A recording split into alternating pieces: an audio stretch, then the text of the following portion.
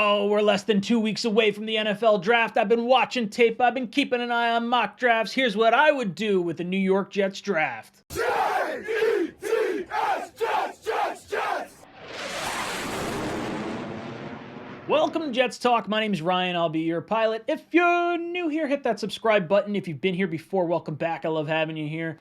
Boys and girls, I go live every Monday at 8 o'clock for my live call-in show, and then Tuesday we come back with our Talkin' Jets panel, myself, O'Leary, and Green Bean. So ask us all your Jets-related questions. And don't forget to hang out with us on draft night. All 3 days the NFL draft will be streaming right on this channel, and I can't wait to catch all our live reactions to all the picks, not just the Jet ones. But let's move on to our topic of today, and this has been a long time coming. This is my final mock draft for the 2022 NFL draft. And it's been a long offseason because we've had the Combine, we've had the Senior Bowl, and I feel like I've gone through a zillion mock drafts and I'm just kind of exhausted at the trade rumors and everything else going on. So this is going to be a straight up full mock draft for the New York Jets.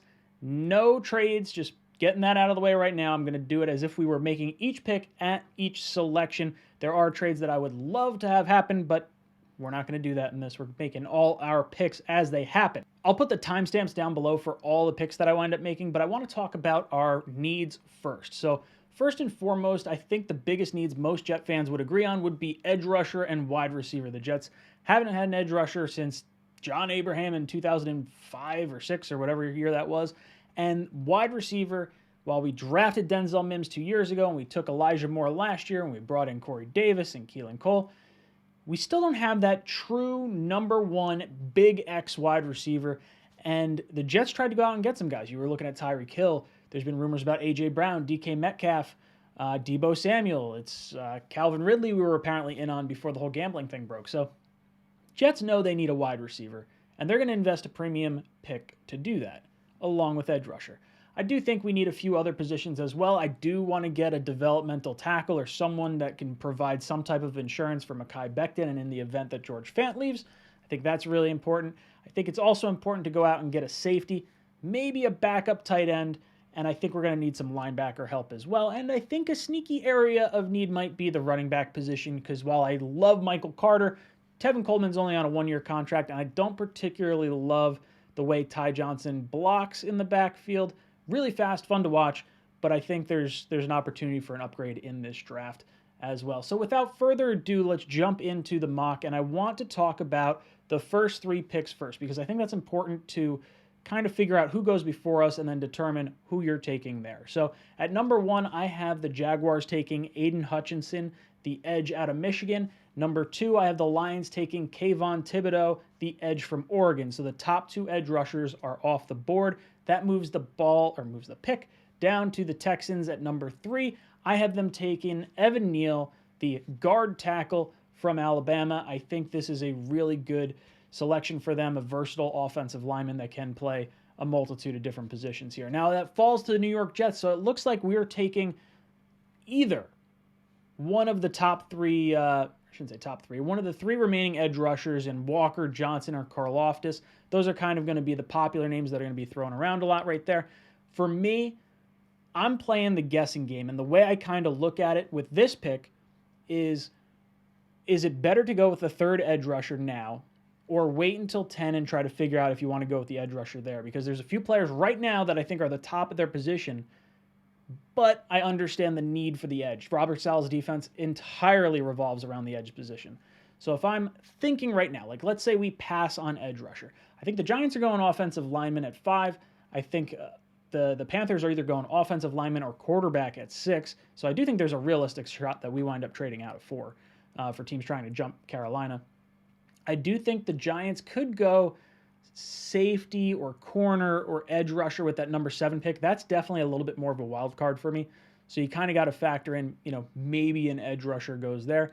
At number 8 to Atlanta, they are completely devastated in terms of the wide receiver position. I do really think that's the route they're going to end up going. They'll take the best one on the board. And then Seattle could go cornerback. They could also go quarterback, I guess. And they could also go offensive line. So if you're doing the math, with 3 edge rushers left and really 1, maybe 2 teams. I don't even think it'll be 2, but I think one team might take an edge rusher before our number 10 pick, and that'll leave 2 options for the New York Jets sitting there at number 10. So with that in mind, my number 4 selection is someone that I absolutely love. This is someone I've been pounding the table for. You guys know who it is. This is Ahmad Sauce Gardner out of Cincinnati. This guy is 6'3", 190 pounds. He never allowed a single touchdown. He's been starting since his freshman year of college. Only allowed 131 yards this year. Only allowed 14 yards against Alabama. This guy is legit. He has 19 career interceptions, and he is lightning fast coming off the outside to attack the quarterback. Like, this guy can blitz and lay a lick. This is someone at number 4 that I believe is a statement pick for your organization. And while it's not necessarily a huge position in need that a lot of people are going to, I've heard all the arguments. It's, hey, cornerback's not as important in this day and age. Wide receivers are just way too fast. They have way too much benefit of the rules. Why even go cornerback at the top of the draft? Well, Sauce is going to create more opportunities for your offense to get the ball back, and I think that is an incredibly important skill set to have. Not to mention, like I said, statement pick. This guy has the attitude. This guy lives and breathes football. Thoroughly love everything about Sauce Gardner. He's going to become the big apple sauce. We move on. Like I said, I think the Giants wind up taking Ekwonu. I think Willis goes to the Panthers. Walker, we'll say, edge rusher, rising up draft boards, could wind up going number 1 overall.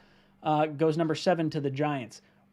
Garrett Wilson, top wide receiver on the board, goes to the Falcons, and I have Cross going to the Seahawks, which means an edge rusher that I really like is going to end up falling to us, and I think it's realistic. I really think this is whereabouts he goes, and that's Jermaine Johnson, the second out of FSU.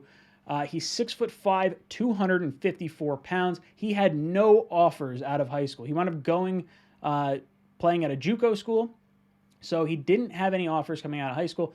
This is a guy that's going to have a chip on his shoulder. He was actually on the Netflix series Last Chance U, which talks about, guys going to the JUCO schools and everything. But he winds up getting a bunch of offers, goes to Georgia, doesn't get any playing time, and then transfers out to the ACC to go play at FSU. And there's going to be people that are going to knock him for that because the SEC is the premier conference. And then, why would we grade him so highly if he backed out of the tough conference to go play against softer guys? And he acknowledges that in an interview at the Combine. He said, that's not the case. I'm looking for playing time. And Ike Ekwonu, arguably one of the best offensive linemen that have come out in the last few years, he says he is the best edge rusher that he's ever gone against. So that's kind of nice to hear right there. He had 11.5 sacks and 17.5 tackles for a loss this year. This guy knows how to get to the backfield. He knows how to set the edge. I really like Jermaine Johnson. I think this is a home run pick for the New York Jets. He is humble as all hell, and I think he understands he got a last chance, and he's going to make the most of it. And I think those are the types of personalities that the Jets are going to try and bring in, those high character kind of, I want this more than anything else type of player. So I really like that. Now, you may have noticed I did not go wide receiver with our top 2 picks, and that's going to cause a whole bunch of frustration amongst a bunch of you guys. And you can let me know if I'm wrong right down below in the comments. But I like about 8 to 10 of the wide receivers in this class, and I think the value at receiver is in the back end of the first, if you want to trade up to get that 5th-year option, or in the second round. Because you look at the receivers we're trying to trade for, Deebo Samuel, DK Metcalf, A.J. Brown, at one point, Michael Thomas, all second round or later picks. And this draft is no different. You're going to see a lot of guys fall towards that back end of the first and all throughout the second round. There's going to be a lot of really good talent in that second round. Guys like Christian Watson, possibly, who we had at the Senior Bowl. Guys like maybe a George Pickens or Jahan Dotson. Lots of players that could be falling to the second round. In pick number 35, I have the New York Jets selecting wide receiver George Pickens out of Georgia. He's 6'3", 195 pounds. He was projected to be the number 1 wide receiver going into this season, but tore his ACL in spring.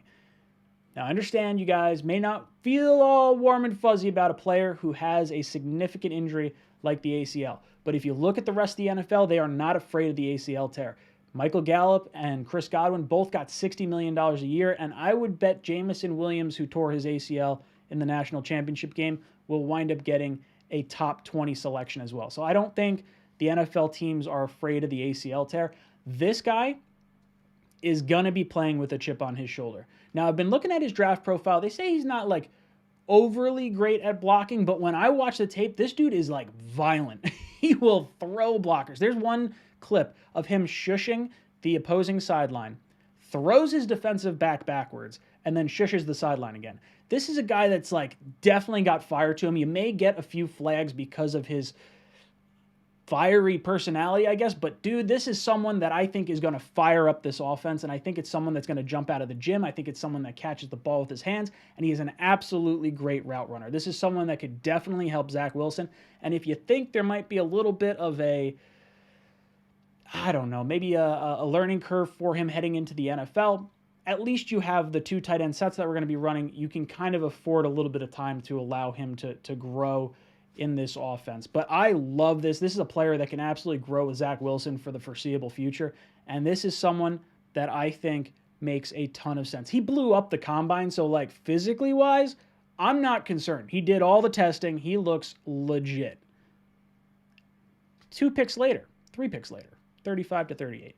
The Jets have their second round pick. This is the one we got for Sam Darnold. I have the New York Jets taking safety Jaquan Brisker out of Penn State. He is 6'1", 199 pounds. He is another JUCO transfer.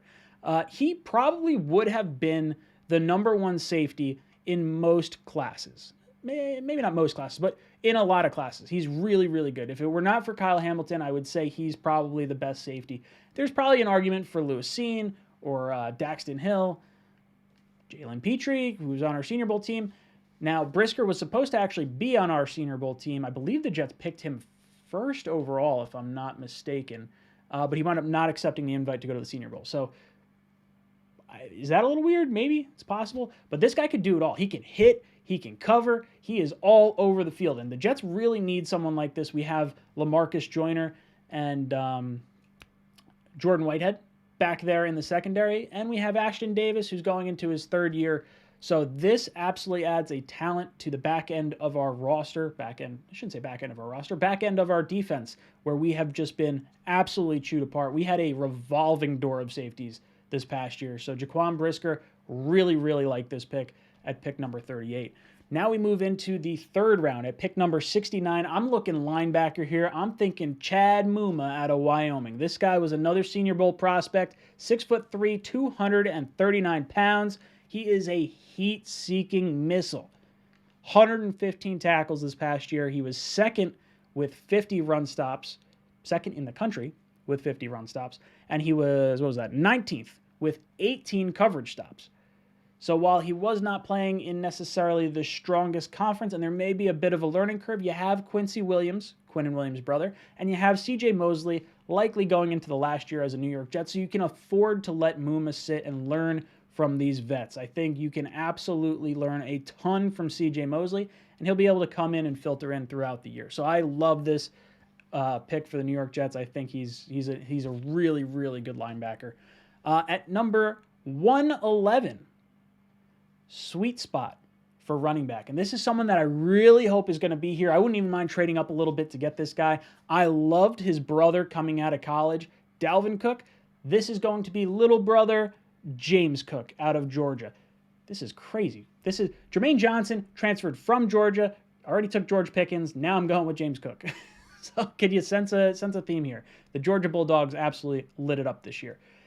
He's 5'11", 199 pounds.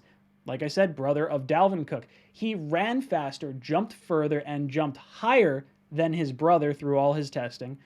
He never had more than 12 rushes in a game. So that might be a concern for some people, but with the Jets, you're going to be using a rotation of running backs. So Michael Carter, Tevin Coleman, and James Cook could be rotating throughout the game, and I do think that keeps legs fresh. Not having a crazy ton of touches in college is not something I'm overly concerned about, because when he did get the touches, this guy looked absolutely legit, and he is a weapon out of the backfield. Not just in the short screen game, but I'm talking about you can line him up in the slot, you can line him up out wide, and he can run routes. Like, this is a really, really good receiving back. I hope. There's always a running back that I fall in love with each year. Last year was Kenny Gainwell. This year, absolutely James Cook. I want him in green and white. This guy is going to be, I'd be oh so happy. At pick number 117, just a few picks later, this is another popular Jet pick. Guy that was on our Senior Bowl roster, wound up not playing in the game. This is our tight end from Long Island, the current, well, I guess former and current, Jet fan, Jeremy Ruckert out of OSU. He's 6'5", 252 pounds. He was underutilized at OSU. So this is definitely a value selection for the New York Jets because he doesn't have the production of some of the other big tight ends in this class. He was the 5th option on that team behind the wide receivers and the running backs. Absolutely underutilized. All 5 of his touchdowns in 2020 came within the red zone, so you get a big red zone target. Now, we do have 2 tight ends on our roster, so you can kind of work him in throughout all this stuff. I do think it's important to add some depth to that room as well, because these guys are only on, 3-year contracts that could end up only being 2-year deals. So by the time these guys are done, maybe you move on to Jeremy Ruckert, and you got your guy already there. Like I said, great blocker, or I guess I didn't say that. He is a great blocker and a great pass catcher. So this guy does it all. I like the blocking from our wide receivers. I like the blocking from our tight ends. Something important.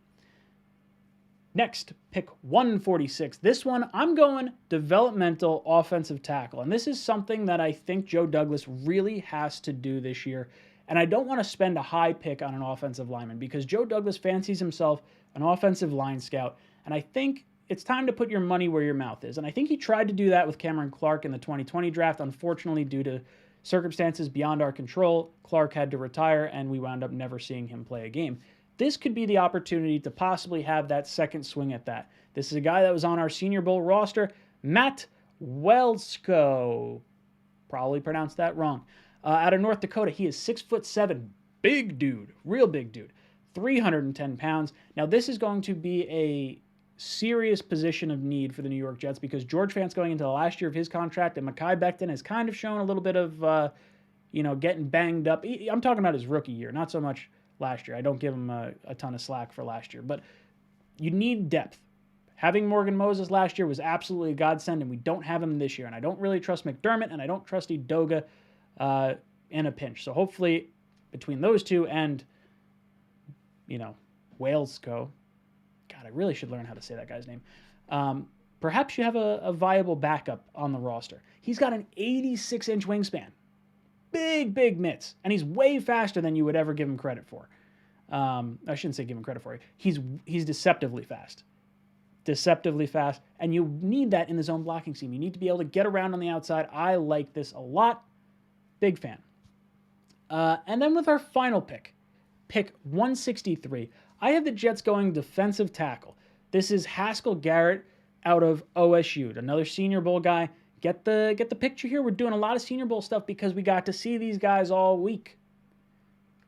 Explosive first step.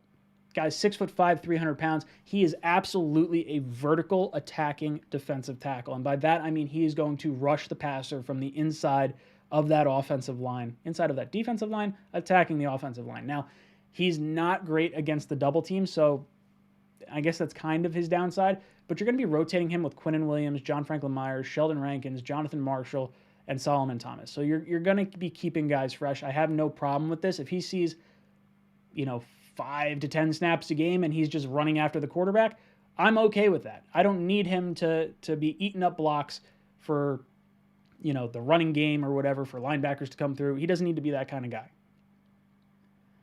I really like this. I'm a fan. So recapping this, I got us a number 1 corner in Sauce Gardner. This is like a true lockdown corner. And with a division with Tyreek Hill and Stefan Diggs, we're absolutely going to need it. 100% going to need that. Jermaine Johnson, we get the edge rusher to go opposite Carl Lawson. I love this move. I think the two of them are going to pair up really, really well. George Pickens comes into a wide receiver room with Corey Davis, Elijah Moore.